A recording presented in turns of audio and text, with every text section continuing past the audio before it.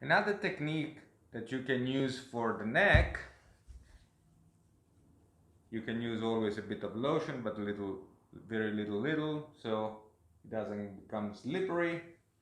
You can turn the head of the person that you're treating comfortably on the side. Don't have to do much. The head is very relaxed. You know, after long hours in the computer, always with the head in front, you do have not only the muscles on your back of the neck, but in front here, you tend always to have these kind of odd positions because you keep the phone or you look at the computer or the laptop, and you close down.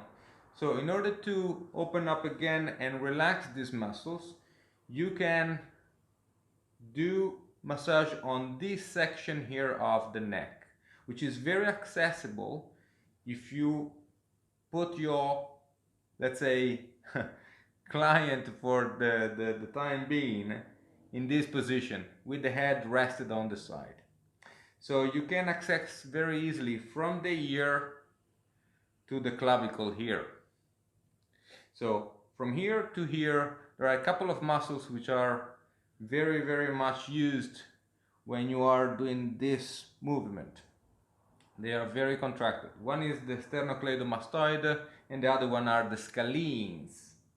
And even if they are not on the back of your neck, but you will discover that if you massage here, just going down pretty much in a straight way, in a straight line from the ear to the middle of this bone here, the clavicle, you will follow the sternocleidomastoid, and under and on the side and under there are the scalenes as well.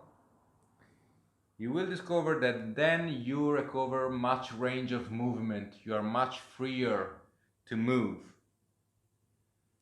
So with the tips of your finger from the ear down, kind of in a straight line